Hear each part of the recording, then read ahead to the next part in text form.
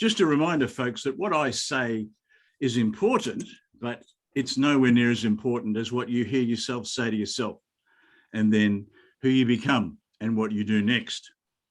Tonight, and today, for most of the folk online, I want to share a story with you that I've not shared before. I did do a little podcast version of part of it before, but it's a story that's very dear to me, and it's about a concept that I call farsight, the ability to get above the noise of the world and to see things from a faraway perspective. When I was a boy, I had an imaginary friend who was called Jack. My mother used to tell people, he thinks he's real. Well, I can tell you that for me, Jack was real. Of course, much later, I discovered that our minds don't know the difference between what's real and what's imagined. Now, Jack and I, we used to imagine being eagles and our ability to fly anywhere we wanted to fly. It was the beginning for me as a 3 or 4-year-old of being in awe of eagles. And that's a fascination that has remained with me. It's a sense of wonder that I have. And as recently as a few days ago, I had an up and close encounter with an Australian wedge-tailed eagle that I'll share with you at the end. So it's still very much a part of my sense of wonder. In September and October, I think, as you know, I was forced to spend 10 days in hospital because my immune system had crashed. And in that time and undergoing treatment, I had to stay still for a few days. And all I could really do was put the headphones in my phone and listen to music. And I must have played the song by Joe Cocker and Jennifer Warnes, Up Where We Belong. I must have played it, I reckon, 15 times over a week. I love the lyrics, but the following part of the song, just a few lines stand out. It says, love lifts us up where we belong, where the eagles cry on a mountain high. Love, lift us up where we belong, far from the world below, where the clear winds blow. Now, in meditation, I often go to a place that I call Farsight land, because there's no bias, there's no prejudice, there's no conspiracy theories in Farsight land. It's a place where we can see crystal clear, where clarity makes itself known to us, and where I think we've had the first visualization about who we might become and what we can do next. Farsight's a place where there's no limitations and there's no feelings of being limited. I think, as I've shared with you guys before, a lot of people in the hospital, particularly the nurses and the doctors, showed a lot of care and compassion for me as I got better. And one colleague in the right company, where Claudia is a member, Con Christensen, who Claudia knows, she sent me a note saying, get well. And she told me that she saw me with an eagle. And so when that note came through to me, I was really overcome, because I'd been seeing eagles most days in hospital. One day I reflected on a long drive across Australia in 2001. I'd been booked to fly on Ansett Airlines from Adelaide to Perth. It was Friday the 13th. I didn't really think about Friday the 13th at the time, but I was making an effort to get to Perth to be at the birth of our first grandchild. Carol, my wife, was already there. Of course, this is the time of the terrible 9/11 attacks. As it turned out, Ansett Airlines went bust the day before I was about to fly. They're a long-standing business in Australia, as Peter knows, but they went bust a few hours before my flight. I couldn't get a train, I couldn't get a bus, I couldn't get anything. So I decided to drive. I'd made the journey once before, and it's a 36-hour drive from Adelaide, where I lived at the time. It's a 36-hour drive from there to Perth.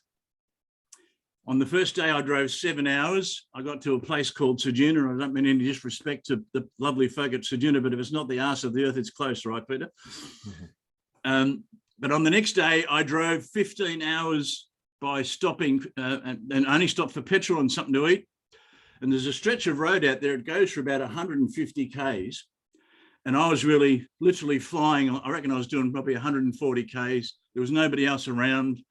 And I'm going along this straight stretch of road, and all of a sudden I see this black, just a black sheet came across the sky, what appeared to be a black sheet. And I couldn't work out what it was. I slowed right down. And as I got to the place maybe 50 yards away, what I saw was a giant wedge-tailed eagle. When they have their wings, it's basically 2.5 meters across. and it was picking up a very large kangaroo off the road and flying off into what would have been the sunrise. I've never forgotten it. When I close my eyes, I can think about that image, and it's something that's really stayed with me. And of course, because of my fascination with the eagles, it's really something I've tried to thought about. Why that particular day? Why in that moment? All those sort of things. And it led me to understand more about Farsight, that when we really put our hearts and our minds to it, we can go to this place that's above the world, that's out there in a different place where the clear winds blow. And so recently, and I'll show you a little photograph. I've been going to buy this for a very long time, and I procrastinated, I must tell you, but a few weeks ago, I bought this. Just let me. So this is Jack. This is Jack the Eagle. He's made of concrete. He actually looks like wood if you can see the picture now. I've since made the garden since I took this photograph, but this is a model eagle, a wedge-tailed eagle, an Australian wedge-tailed eagle. And Ray, who made him, he picked him up and put him in the car on his own. I wasn't very well at the time, so I couldn't even make a dent. It took my neighbour and his wife and my wife and their daughter and her boyfriend to get Jack out of the car. That's how heavy he is, and to put him in place. But he now has pride of place in my garden, and we've since put a little nice piece of garden around it, which reminded me I must take a new photo. But again, one of the reasons I bought it is I can walk outside every morning and sit I've got a seat made just a little bit back from the photograph I just shared you. And so every day I can go to Farsight land. And most recently, I've been spending at least every morning before the sun comes up sometimes, but often as the sun comes up, because it's a great place when the sun comes up, to really shut my mouth and just open my heart, to close my mind just for a moment and just go to that place where the eagles fly. Now, a few days ago, as I was telling you earlier, my wife and I were able to spend some time with our son and daughter on a place called Kangaroo Island, where they've got a holiday home. And we visited a place called Raptor Domain. And I was able to hold a wedge-tailed eagle in my hands. Mm. And believe it or not, I actually got incredibly emotional because the eagle's name is Jack. Oh. And I'm just going to show you, this is 3 days ago. So there we are, 3 days ago. Oh, wow. Little bit of a contrast. If we can just get them side by side there, maybe not. No, I just can't get them there at the moment. But so for now, I'll come back to those in a moment. But so it's just been an incredible journey since I was really 3, maybe 4 years old when I first thought of Jack. I've had this fascination with eagles, and every time I allow it, I come across eagles, and I learn something more about Farsight, this ability to go up there where the world's way below.